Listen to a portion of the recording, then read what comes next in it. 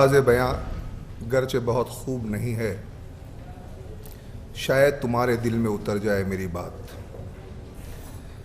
Justice Markandey काजू, while writing a judgment in the Supreme Court, he started the judgment with a शेर of फैज़ अहमद फैज़ कि बने हैं अहले हवस मुद्दई भी मुनसिफ भी। The greedy person have become law unto themselves.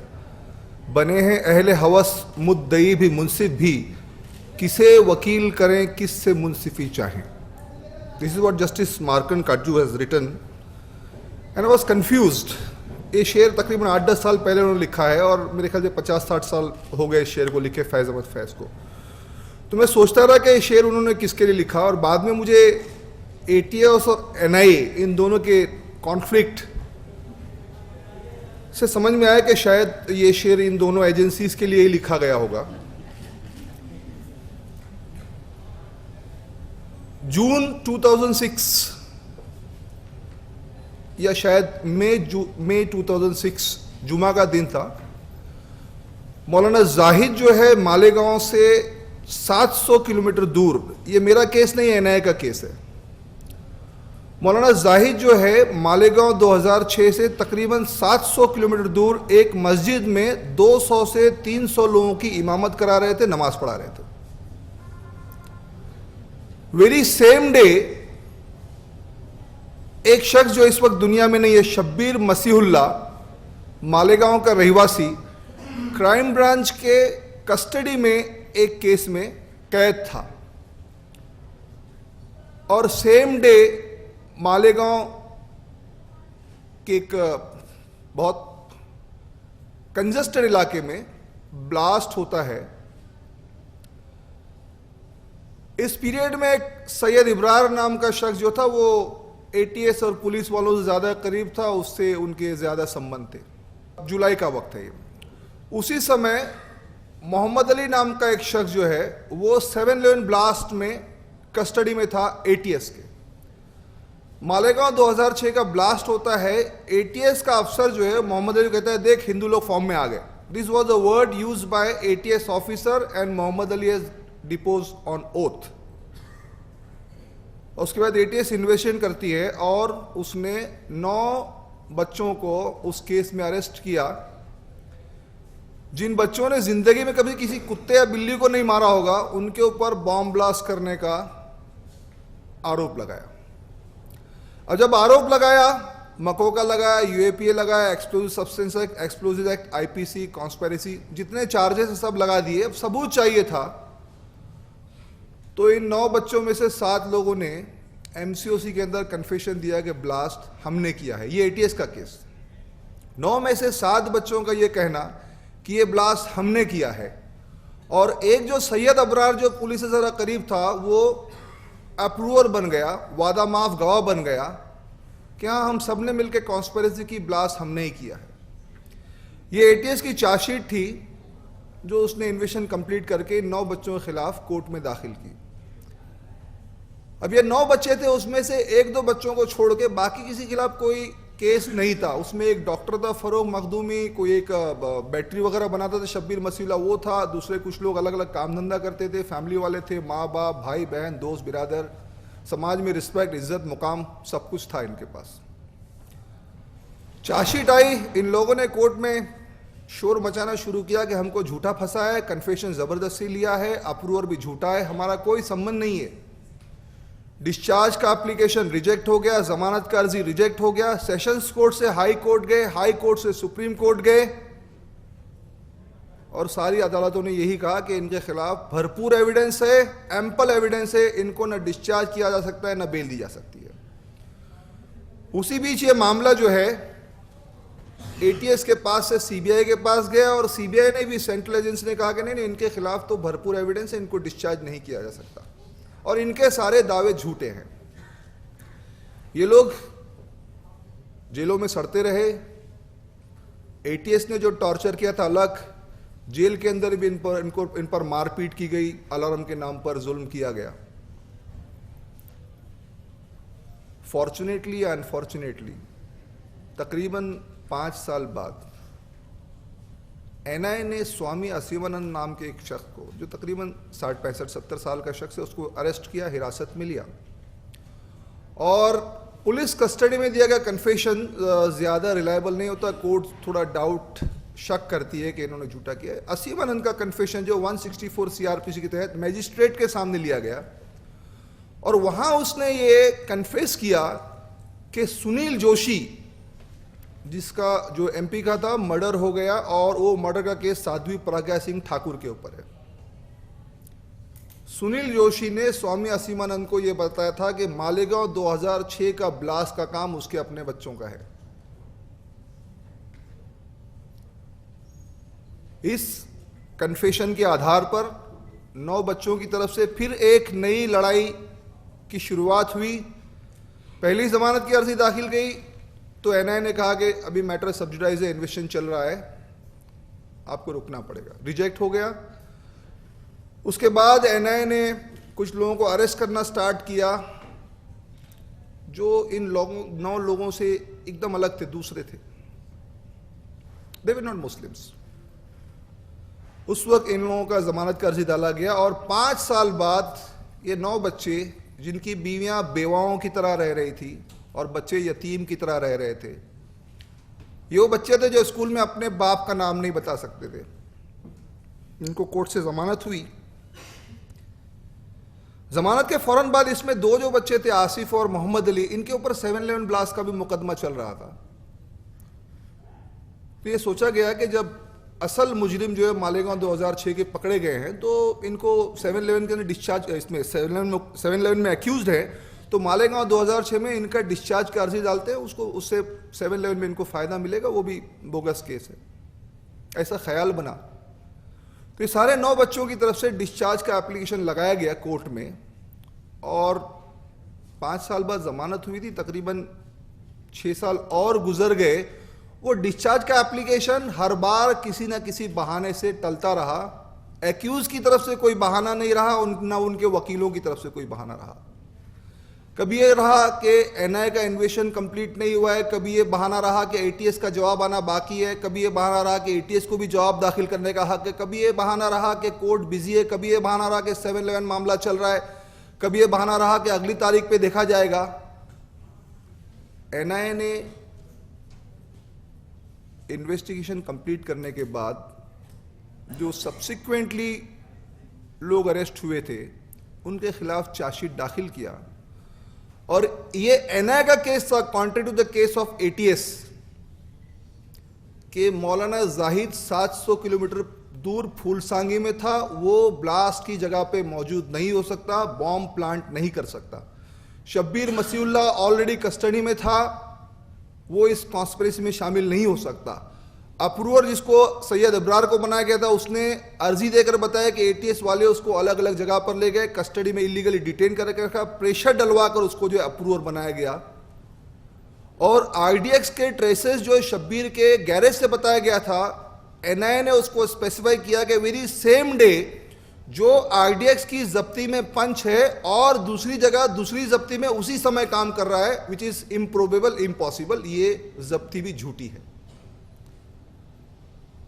बहुत ताज्जुब हुआ।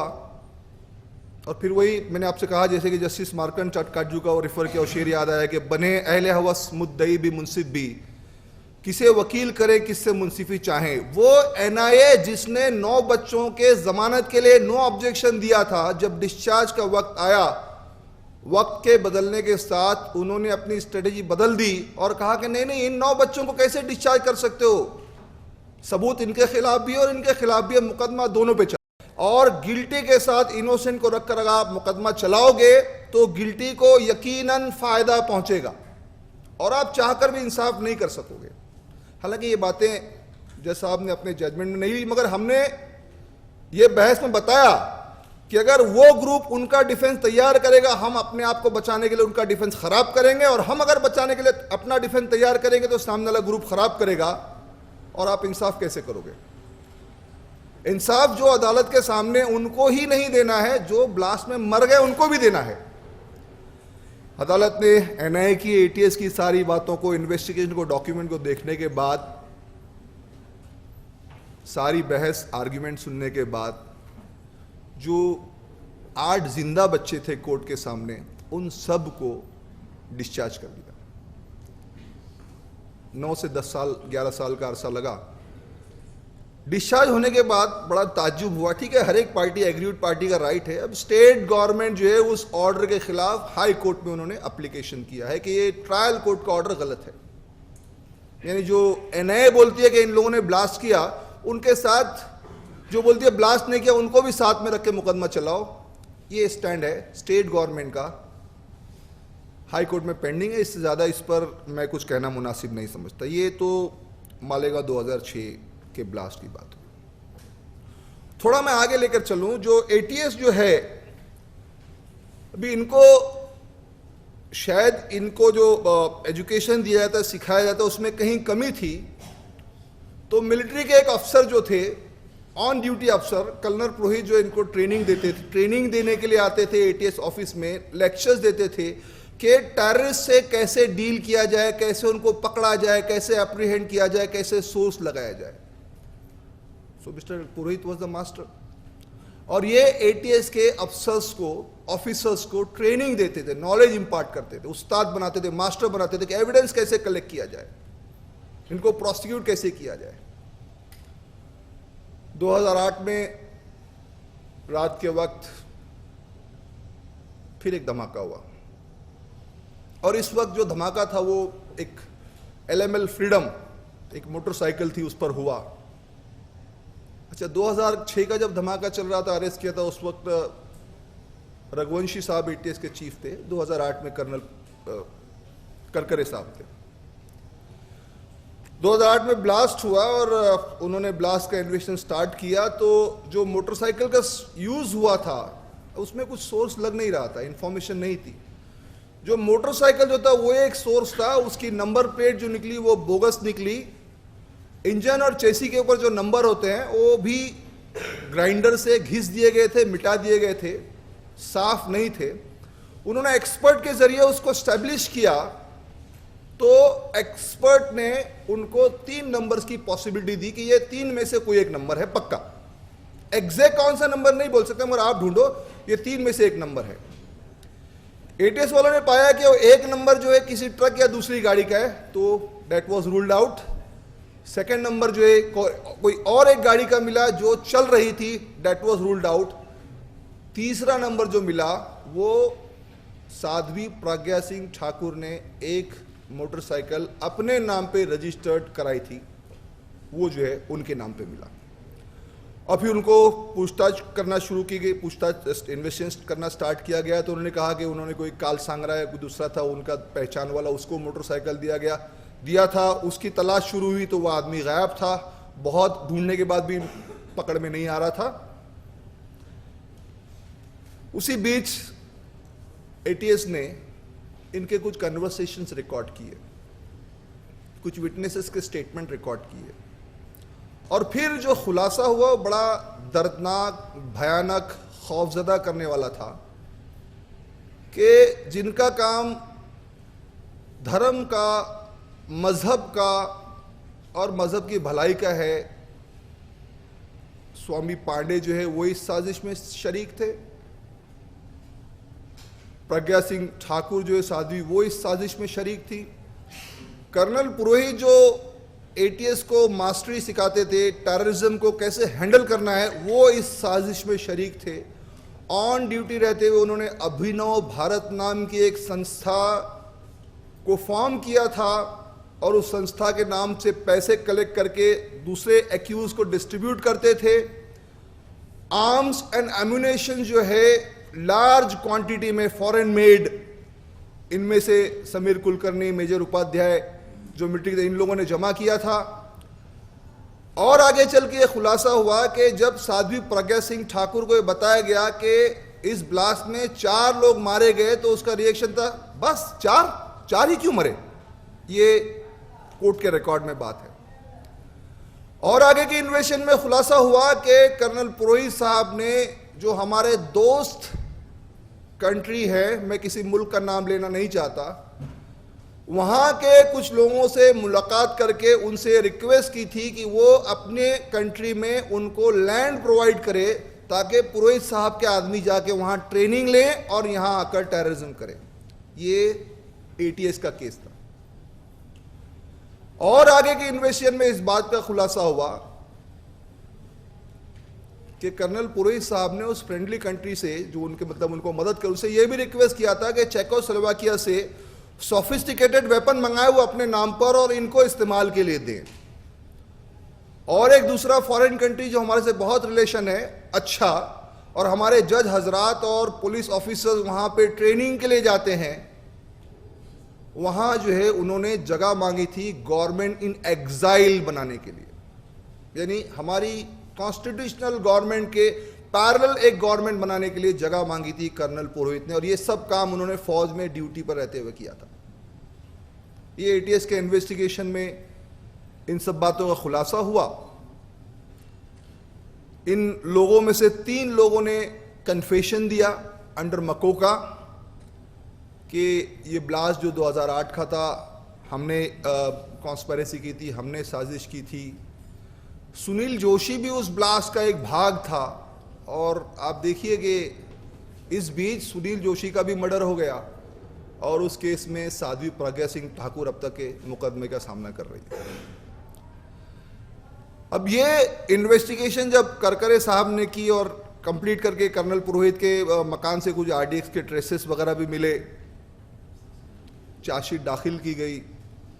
सेशंस कोर्ट ने उनकी बेल की अर्जी खारिज की, हाई कोर्ट ने बेल की अर्जी खारिज की, मामला सुप्रीम कोर्ट तक गया, सुप्रीम कोर्ट ने भी बेल नहीं दी और ये कहा गया कि इनके खिलाफ बहुत स्ट्रॉन्ग एविडेंस है। उसके बाद इन्वेस्टिगेशन ट्रांसफर हो गया एनआईए को। अब मैंने एनआईए के आपको 2 स्टैंड बताया मालेगांव 2006 के लिए। पहले तो आगे कहा कि बच्चों को बेल दे दो, एविडेंस नहीं है, और बाद में उन्होंने टर्न मारा कि नहीं साथ में चलाओ। 2008 का मुकदमा जब एनआईए के पास गया, तकरीबन 4 साल तक तो मेरे ख्याल से एनआईए के अफसर सोते रहे। मतलब उनको ऐसे ही लगा ही नहीं कि कोई केस उनके पास आया है। अब आप ये समझ लो कि मराठी के डॉक्यूमेंट ट्रांसलेशन करने में उनको टाइम लग गए, या डॉक्यूमेंट सुप्रीम कोर्ट और सुप्रीम कोर्ट और ट्रायल कोर्ट और फिर उनके हाथ पहुंचने में टाइम लग गए, या फिर वो लोग दूसरे किसी मामले में बहुत ज़्यादा मशगूल थे, बिजी थे।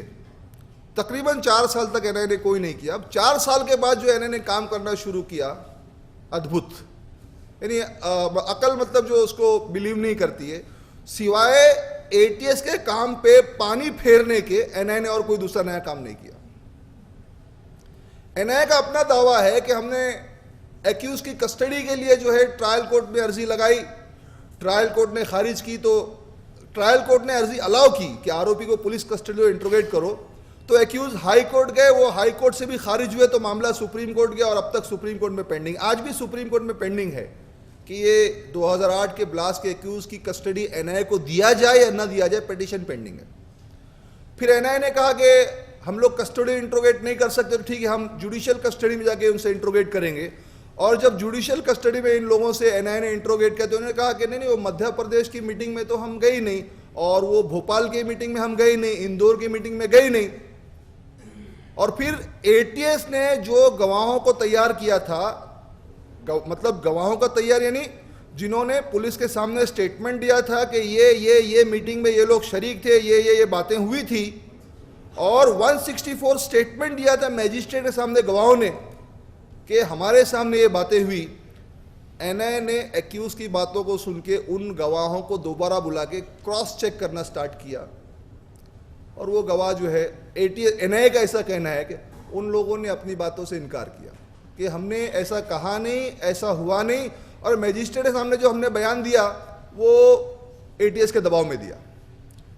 एनआईए ने उन गवाहों को दिल्ली पहुंचने का इंतजाम किया, दिल्ली में दोबारा उनका 164 स्टेटमेंट रिकॉर्ड किया गया, और फिर नई चार्जशीट दाखिल की गई जो मालेगांव 2006 और 2008 के धमाकों से ज्यादा बड़ा धमाका था। साध्वी प्रज्ञा सिंह ठाकुर के खिलाफ हमारे पास कोई सबूत नहीं है, एमसीओसी लगता नहीं है, इसलिए कन्फेशन को पढ़ा ना जाए। अब इसका मतलब साफ था कि साध्वी प्रज्ञा सिंह ठाकुर के बेल का और डिस्चार्ज का रास्ता साफ हो गया। एमसीओसी ड्रॉप होने से कन्फेशन निकला, तो जो दूसरे एक्यूज का रोल आ रहा था वो भी मतलब पकड़ से बाहर हो रहे थे। ये एनआईए का स्टैंड रहा उनके इन्वेस्टिगेशन के बाद। और फिर जो कर्नल पुरोहित के घर से आरडीएक्स की जब्ती बताई थी, उन्होंने उसमें से कुछ एक ऐसा लाया कोर्ट के सामने मामला कि एटीएस का कोई ऑफिसर उस जब्ती से पहले उस मुकाम पे दिखा था, उस जगह पे दिखा था, तो प्रोबेबली उसने जो है शायद वो आरडीएक्स प्लान किया हो, ऐसा ऐसा उन्होंने विस्पर करने की कोशिश की। Inspired with this classic investigation of the NIA, अब क्लासिक इन्वेस्टिगेशन कहा जाएगा, साध्वी प्रज्ञा सिंह ठाकुर का जमानत की अर्जी दाखिल की गई कोर्ट में और बड़ा धुआंधार आर्ग्यूमेंट हुआ, दिनों तक महीनों तक बहस चलती रही। सुप्रीम कोर्ट जो मैटर गया था कर्नल पुरोहित का जमानत के लिए, तो उसमें सुप्रीम कोर्ट ने एक बड़ा अच्छा फैसला दिया था, जो उस वक्त तक कर्नल पुरोहित ये लेकर नाच रहे थे कि देखो सुप्रीम कोर्ट ने कहा है कि एमसीओ से निकाल दो, अब कैसे लगाओगे, तो सुप्रीम कोर्ट ने कहा एमसीओ से निकाल दो, अब कैसे लगाओगे। तो साध्वी प्रज्ञा सिंह ठाकुर के लीगल टीम ने यह आर्ग्यूमेंट किया कि भैया एमसीओसी लगता नहीं है, कन्फेशन पढ़ा नहीं जाएगा, इसके खिलाफ दूसरा कुछ नहीं, और एनआईए बोलती है कुछ नहीं है, फिर इसको क्यों अंदर रखते हो, जमानत दो। हमने इंटरवेंशन की एप्लीकेशन कोर्ट में दाखिल की थी। एक बिलाल नाम का शख्स था जिसका बच्चा भी इस ब्लास्ट में मर गया था। पहले तो डिफेंस टीम ने ये बहस की कि दर्जी में देखो ये पैरा बराबर नहीं है और ये पैरा जो कट कॉपी पेस्ट आ गया है, तो हमको ऐसा लगा कि ये टेक्निकलिटी पे प्रॉब्लम ना, हमने उसको विड्रॉ करने की इजाजत मांगी। कोर्ट ने कहा ठीक है विड्रॉ कर। जब दूसरी अर्जी दाखिल की तो फिर कहा गया कि नहीं नहीं, पहली अर्जी आपने विड्रॉ नहीं, खारिज हुई है, दूसरी मेंटेनेबल नहीं है। ये कैसे आ सकता है, दूसरी अर्जी मेंटेनेबल नहीं है। हमने एक ही बात कही कोर्ट से कि भैया इसका बच्चा मरा है कि नहीं मरा है ये बताओ, अगर बच्चा मरा है तो इसको वकील के जरिए बोलने का हक है। जज साहब ने उनसे पूछा, टिकाले साहब ने, कि भैया इसका बच्चा मरा है कि नहीं मरा, तो बोले नहीं हम we reserve our argument for that, we are not making any comment, but you see the content, it is not maintainable, how can they be permitted, they can't argue, they are not a party, we are doubtful, some extraneous forces are there, कुछ दूसरे लोग हैं, कुछ संस्थाएं हैं, NGO है, इनको instigate कर रही हैं, इनको राइट नहीं है। कोर्ट ने भैया बच्चा मरा है नहीं मरा है बताओ। डेथ सर्टिफिकेट सामने था, एनआईए ने रिलाई किया था। कोर्ट ने कहा ठीक है हम इंटरवेंशन को कंसिडर करेंगे एट पर्टिकुलर स्टेज।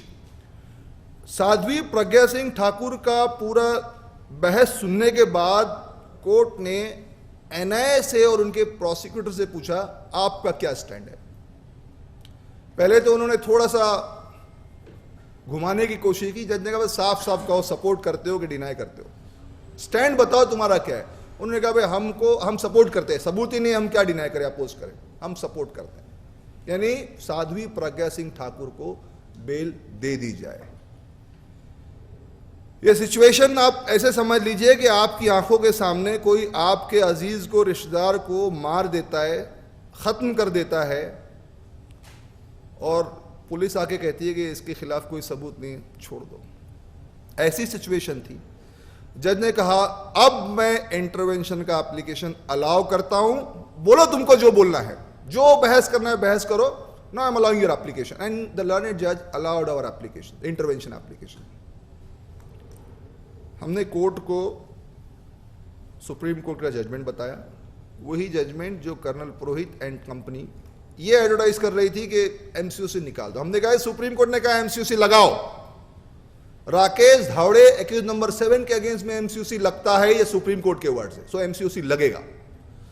और फिर कुछ दूसरी बातें जो लीगल उसके अंदर कुछ नाइसिटीज थी, एस्पेक्ट्स थी, कुछ जजमेंट है सुप्रीम कोर्ट के, और सारी बातें हमने बताई कोर्ट को। कोर्ट ने डिफेंस की सारी दलील को डिस्कार्ड करते हुए, एनआईए के स्टैंड को धुतकारते हुए हमारी सारी दलीलों को एक्सेप्ट किया। कोर्ट का ऑब्जर्वेशन है कि एनआईए ने कोर्ट से 2 कदम आगे जाने की कोशिश की। जब पहले sessions court, high court, supreme court ने लिख दिया कि इनके खिलाफ सबूत है, गवाह है, मटेरियल है, फिर एनआईए किस मुंह से कह रही है कि इनके खिलाफ सबूत नहीं है। इसने सिवाय जो है ये गवाहों की गवाही को खराब करने के दूसरा कोई काम नहीं कहा। ये टिकाले साहब का जजमेंट है, उन्होंने कहा मेरे बंबई के मैजिस्ट्रेट ने 164 रिकॉर्ड किया, मैं उसको बिलीव करता हूं। उस जजमेंट में टिकाले साहब ने कहा कि बॉम्बे के मैजिस्ट्रेट ने 164 गवाहों का रिकॉर्ड किया है, मैं उसको बिलीव करता हूं। और एमसीओसी सुप्रीम कोर्ट ने लगेगा, इसलिए एमसीओसी डिस्चार्ज नहीं होगा। उन्होंने कन्फेशन भी पढ़ा, एमसीओसी भी रखा और 164 बॉम्बे के मजिस्ट्रेट का एक्सेप्ट किया और उनका जमानत की अर्जी खारिज कर दी, रिजेक्ट कर दी। देखिए, एक इनकंसिस्टेंट सिचुएशन है। एक तरफ एटीएस के जरिए जो 9 लोग चार्जशीट किए गए थे, कोर्ट ने उनको डिस्चार्ज किया और एनआईए के केस को सही माना, और दूसरी तरफ उसी कोर्ट ने, वो भी एक इंसाफ, देखो ये भी एक इंसाफ है कि एटीएस ने जिन लोगों को अरेस्ट किया था और एनआईए ने उनको इनोसेंट बताया, कोर्ट ने एनआईए के क्लेम को एक्सेप्ट करते हुए उन 9 लोगों के साथ इंसाफ किया, उनको डिस्चार्ज किया। यह भी एक इंसाफ है। और हिस्ट्री में यह भी इंसाफ रिकॉर्ड हुआ कि एटीएस के अरेस्ट किए हुए साध्वी प्रज्ञा सिंह ठाकुर को एनआईए ने कहा कि बेल दे दो, सबूत नहीं है। कोर्ट ने वहां उनके क्लेम को डिस्कार्ड किया, रिजेक्ट किया और इंसाफ की लाज रखी।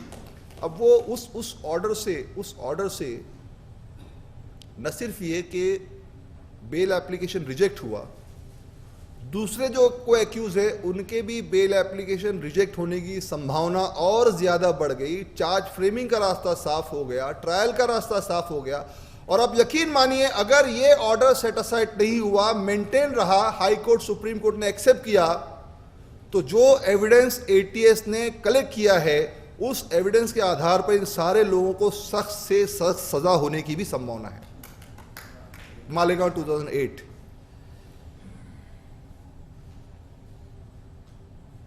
इससे हटकर थोड़ा सा जो है प्रोसिक्यूट एजेंसी एक और केस जो है मैं आपसे शेयर करना चाहूंगा।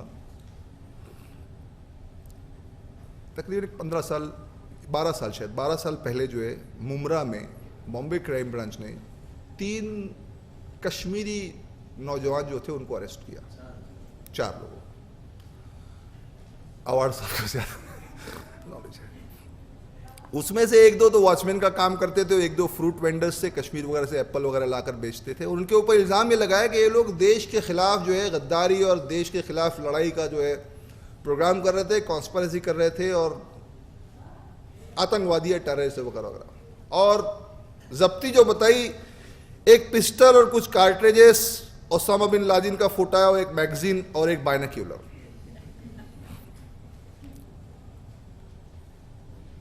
उनकी जमानत कोर्ट ने 90 दिन बाद दे दी। जमानत देने के बाद ये हुआ कि कुछ लोगों ने उनकी जमानत ले भी ली। किसी टेक्निकल रीजन से जो है वो